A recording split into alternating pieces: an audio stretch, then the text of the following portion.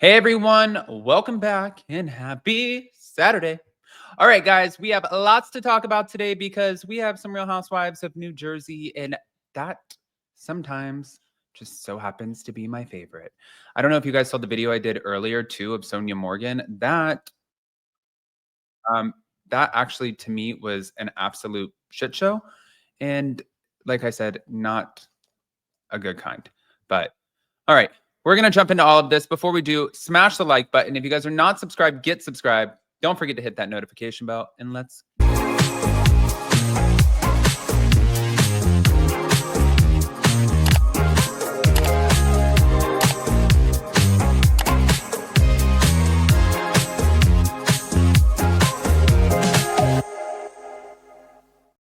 I mean, I did a video earlier talking about this whole situation that's going on with um, Melissa Gorga telling Bravo to hurry it up already and cast the damn show. I agree, and I think that they're just trying to make sure that they get it right with however they maneuver this. But I do agree with what they're saying, and yeah, I'm curious to see how like things kind of pan out. But in the meantime, Teresa Giudice ended up going on her daughter Gia's Casual Chaos podcast, and she accused her sister-in-law Melissa of creating fake storylines on the show. So shots fired once again. Damn. She was asked about fabricated storylines on the show, and Teresa said, "You should ask Melissa. A lot of her storylines were fake." But I'm just wondering in my head, which ones were the fake ones? You know? Um, she also it seemed like she threw a lot of shade at the rumored casting for Melissa on Wife Swap. They've been fighting for years. We know this. Teresa and her brother and Melissa, who allegedly they joined the show behind her back. And in the latest season, Teresa barely even filmed with them. And obviously now the show is on pause. But Gia asked who was the most thirsty Real Housewife on New Jersey. And she said, "My God, really? If you're asking me, this is all Melissa. They go to every opening of an envelope. I mean, it's so clear as day."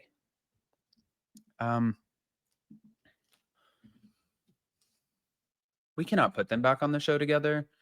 Also, too, though, you know, they go to the every opening of an envelope, but then you're seeing some of these like appearances that Teresa's posting that she's doing, and you're like, that's questionable. But also, she's making money for it, so that's good. Ay ay ay. Sorry, Teresa. I'm trying to play devil's advocate here.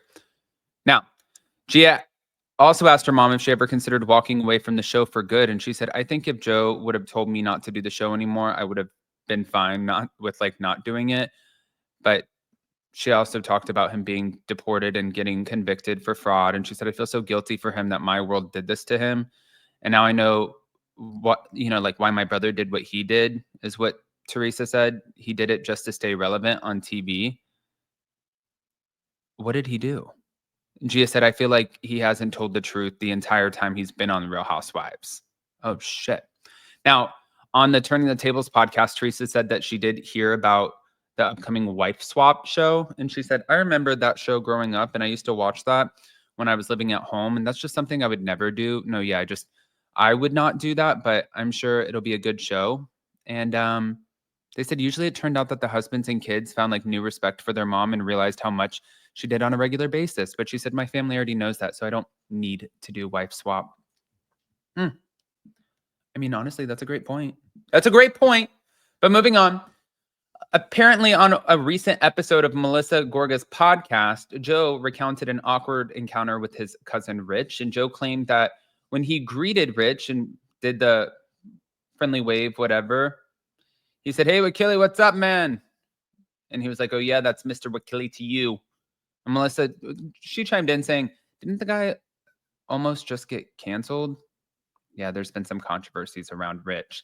But I guess they interpreted the encounter as evidence of jealousy from Kathy and Rich. They hate us for some reason. They're just envious. I don't know if that is the case, that they just hate them. I think that this could be, I mean, maybe. I mean, because they do probably think in their mind too, like, Why did you guys get to stay on the show? Like, why were we kicked off the show? We also fought with Teresa. Why was Rosie kicked off the show? What happened? All good questions. I mean, you know.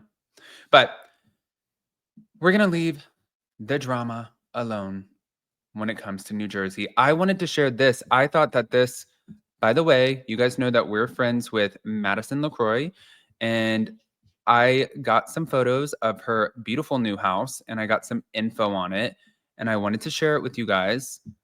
Even like the backyard, I'm trying to pull the pictures all at the same time. You guys, this house is sick. So I'm going to give you the details right now. Here we go.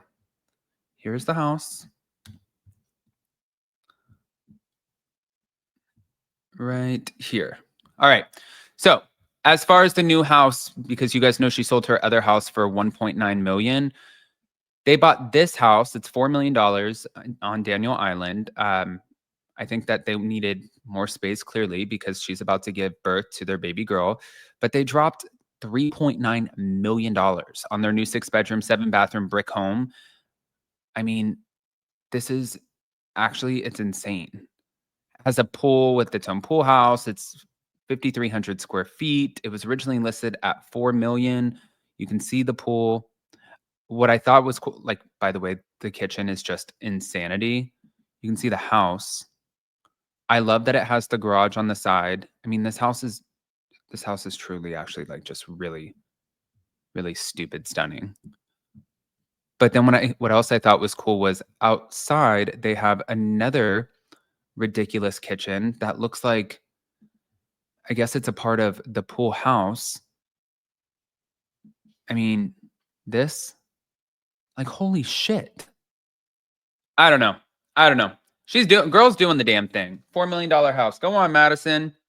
I mean, let me say this too about Madison. That is somebody who works her ass off. Like, she is always working. And even when she puts on clothes or she gets ready, she's still tagging the clothes. She's always like, she's great at the influencing game. And she makes a lot of money doing it. And I'm sure she didn't obviously marry a chump. I'm sure Brett does fine on his own too. And I think he also has a home in California. Not quite sure anymore, like what that looks like. I don't know. But I want to hear what you guys think, especially on Teresa throwing the shade at Melissa. And I guess congratulations to Madison on your gorgeous new home. So guys, pop off in the comment section. If you're not subscribed, get subscribed. Definitely don't forget to hit that notification bell. And yeah, we'll see you later. Oh, on Monday for Hot Messy Topics. Bye, guys.